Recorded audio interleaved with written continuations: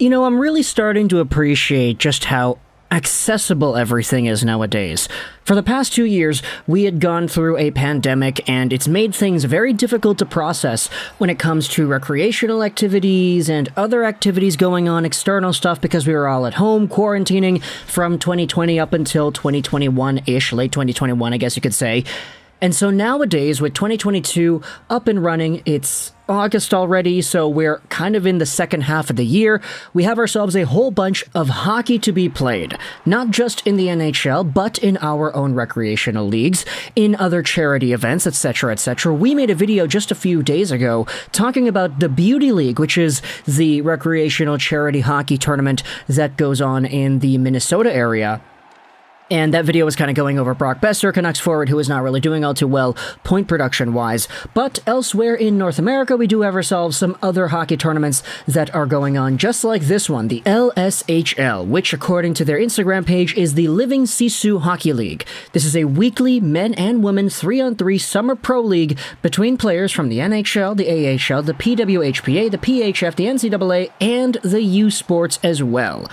Now, as they say, it's weekly, so if you go over to the LSHL and their website, you'll see a whole bunch of games. They do 2 every week, it appears, and this has been going on since June 13th, so every week there'd be 2 games done, and it's kind of funny just seeing the names that pop in, the names that pop out, the games that are done, and just the players that are involved in these games. You have some crazy high scores, too, like 15-12, 10-9, 11-10, 16-6 games are done like that, so it's pretty cool, pretty chill, pretty casual, and you have a lot of Canadiens fans checking it out because it is held in St. Laurent, I believe. But either way, we had ourselves a video to make about this tournament, not because of all the guys that had showed up and actually showed off pretty well. If you take a look at the point production for all the players in this year's men's tournament, it's kind of funny because Daniel Sprong is the #1 point producer out of everybody because in 5 games played, the guy has 25 freaking points. 14 goals, 11 assists for Team Uptown Wealth Management. You also have his teammate Nick Delorier going out there with 18 points in 4 games. Nick Suzuki is the top Montreal Canadiens representative. He's playing for Team Crystalline. He's got 16 points in 4 games on the tourney as well. Josh Anderson, fellow Canadian, is here. He's doing his thing. Laurent Dauphin is here. Mathieu Joseph, Samuel Poulin. There are a few names that you'd probably recognize as you scroll down the list of participants here. It's actually kind of funny just seeing how crazy the point production gets. I mean, Joe Veleno, Detroit Red Wings guy, has 11 points in 5 games in this tourney, and there are some other people like Pierre-Luc Dubois, for example, who are at 3 points a game. But when it comes to the most recent segment of LSHL play, you had yourselves a brand new name introduced to the team. He was added on for what I believe they're starting to call the playoffs. I might not actually be too correct about that, so anybody want to go out there in the comments and correct me, then go ahead and do so. But his name is Juraj Slafkovsky. He was added on to Team KW Sports and Entertainment, and playing in his first game in this entire tournament, he had himself 3 points, 2 goals, and 1 assist in a game against the Crystalline team. Now, it's apparent that they actually lost 13-8, so that's not fun to see for Juraj Slafkovsky. But when you go over what exactly it was that Slafkovsky was able to do, it's actually pretty nuts, dude. So let's just go over the box score of this 13-8 Team Slafkovsky. I'm just going to say Team Slafkovsky because Team KW Sports Entertainment is not really all too fun to say. They lost 13-8 to Crystalline. By the way, Crystalline, you take a look at the first goal they scored. It was scored by Josh Anderson, assisted by Nick Suzuki. So there you go. Some Canadiens guys going out there straight away. Then you had a goal 30 seconds after that, scored by Slafkovsky, assisted by Philip Meshar, followed up by goals by Laurent Dauphin. You had Anderson from Suzuki again. So there you go. A lot of Canadiens guys. Nick Suzuki scored another one to make things 5-2. Mike Chaput got involved in the score sheet as well. But the Slafkovsky goal that everybody is talking about, and I actually can't figure out which one it is. It's unfortunate because there's no proper video that has a display that I can correlate it to. But Slafkovsky scored 2 goals in the game that he played. One of the goals was an absolute beauty. He comes in on a breakaway, and he does the little one-handed tuck through the goalie's legs. He kind of does the Kucherov sort of, but it's kind of like a mix of the Kucherov and the Forsberg, where he kind of one-hand windmills his stick over the goalie, but the puck slides through 5-hole.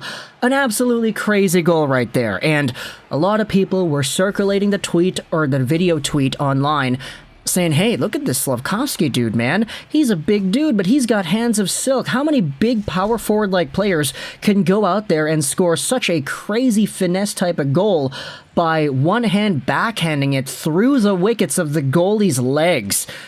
That's a beautiful goal right there. And apparently, just according to everything that I've seen, it appears that the tournament is actually over now. There is a championship post on the Instagram page, as well as a thank you post for everybody that was there. It appears that Slafkovsky only really played for one game, alongside of Filip Mesar, who is a fellow Slovak Canadiens prospect taken in the first round of the 2022 NHL Entry Draft. But at the end of the day, everything works out nicely here. Let's go over on to Montreal Hockey now as well, because what they did was they published an article talking about how Slafkovsky and Mesar are already integrating well in the Canadiens organization. This post by Marco D'Amico goes over the LSHL Pro League and everything that was going on here. The Canadiens prospects have not missed an opportunity to be seen in public with fellow members of the Canadiens, most recently joining Nick Suzuki and Josh Anderson for a friendly game of puck. On Tuesday evening, the two young forwards, Mesar and Slafkovsky, lined up against Suzuki and Anderson in the LSHL, a summer pro league based out of Montreal. Despite being a friendly game, Slafkovsky impressed with his soft hands and dazzling dekes, continuing to show the Canadiens faithful how unique a player he can be, even in a scrimmage setting. Filip Mesar was also very noticeable due to his speed and deceptively good playmaking ability. This final scrimmage capped off a summer league activity for the LSHL, where the league was able to raise an impressive $5,526 for Pancreatic Cancer Canada. This same article then goes over some other things that the Canadiens prospects have been doing. They went to a WWE event, you had yourselves the CF Montreal game at Saputo Stadium, and it's kind of cool just to see these guys all around the community, seeing people and talking to people, etc., etc.